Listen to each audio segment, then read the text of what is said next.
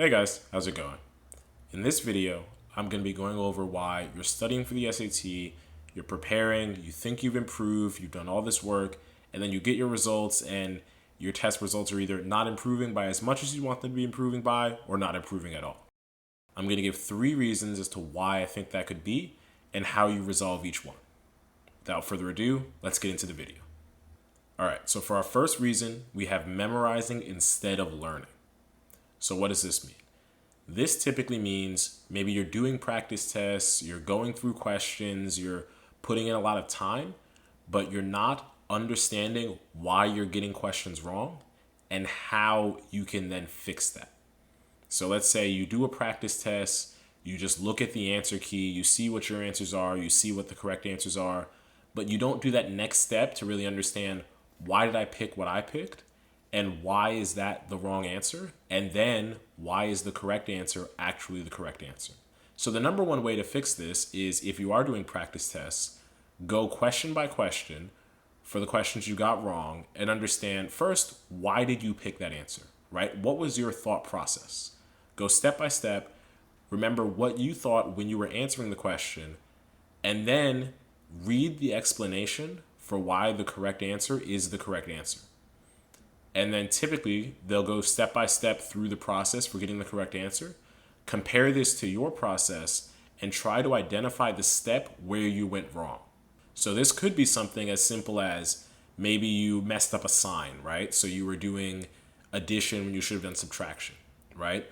Or this could have been trying to use the quadratic formula and you accidentally messed something up there, right? It could be something simple. But it could also be a lack of understanding of how to perform a certain technique, right? So maybe there was a question that involved factoring and you improperly factored something, right? You tried to do it a certain way, but that actually wasn't correct. And then when you see the actual answer, you understand why the correct answer is correct. So hopefully with this in mind, you'll be able to come away from this. When you do your review, you'll understand not just what you got wrong, but why you got it wrong and how you can fix that going forward. Okay, for reason number 2, we have poor time management. So this typically comes during the test, right? Let's say you're doing the test, everything's going well, you're answering questions, but you notice there's maybe 10 or so minutes remaining and you have 15 questions left, right? And then once you notice this, things kind of break down, you start panicking, you start just going through questions, and your overall score ends up being not that good. You'll typically know if this is happening because the questions that you answered before the time crunch, you answered a very large percentage of those correct. And then after the time crunch, it kind of just all falls apart, right? So the number one way to resolve this is to take the test as efficiently as possible. So how do you do that? Well, one, don't get stuck on individual questions, particularly multiple choice questions, right?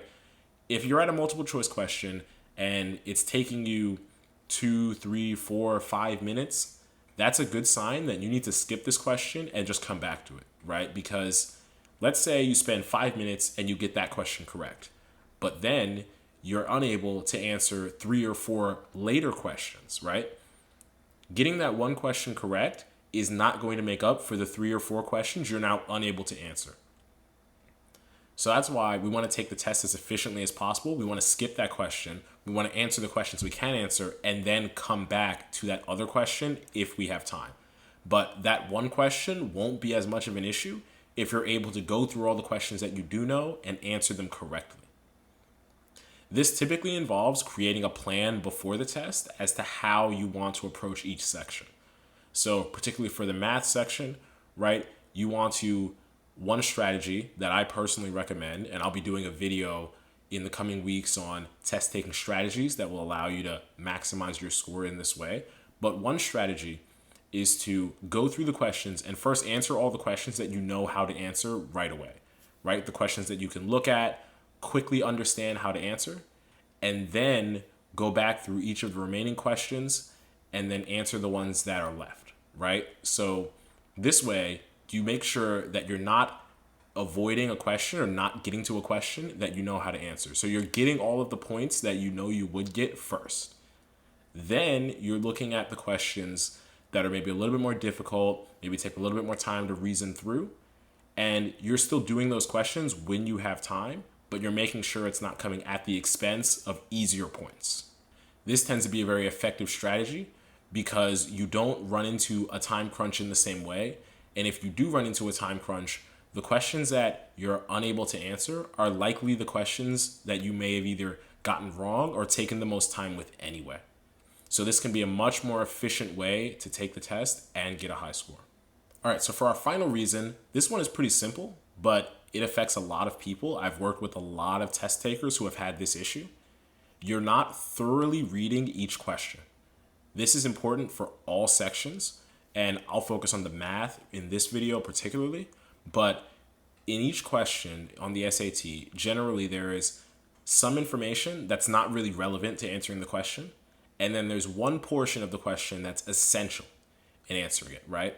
And if you just sort of skim through or just read it quickly but don't really process what you're reading, it's very possible that you'll skip over the essential information and end up memorizing or referring to the non-essential information. So what does this look like? Well, in a math question, typically it'll be describing a situation, right? It'll say, Joe has 6 apples and 5 bananas, right? But let's say you only need to know about the bananas, right? But if you just skim through, maybe you remember the apples part, and then when you actually need to solve something, you're solving based off of the apples information, when actually that's not relevant, right? So it's important to be able to read the question thoroughly and dissect which information is relevant for you to proceed forward with the question. This can be a really easy source of losing a lot of points when you know how to answer the question, but unfortunately, because of the lack of, I guess you could say, focus or the lack of attention to detail, you're just leaving easy points on the table. I hope all of that made sense. Those are 3 ways that you can improve your SAT score by preparing better for the test and taking the test in a more efficient way, making sure you're not losing out on easy points. So I'm sure that when you apply these techniques, you'll see your score improve just by virtue of practicing better and taking the test in a better way. If anything was unclear, please leave a question in the comment section down below. I'll make sure to respond to all comments in a timely manner. And I really want to hear from you guys if maybe there are other things that you think would help or other test taking techniques that I haven't made a video on yet, but you'd like to see a video on. Please let me know. As always, please like the video, comment, and subscribe. It really helps get the videos out there. It helps get other people the help they need on the SAT and on other exams. And it just helps grow the channel as well. So that's always greatly appreciated, and I hope you'll do that for this video. With that being said, that's it for this video. Thank you, and I hope you have a great day.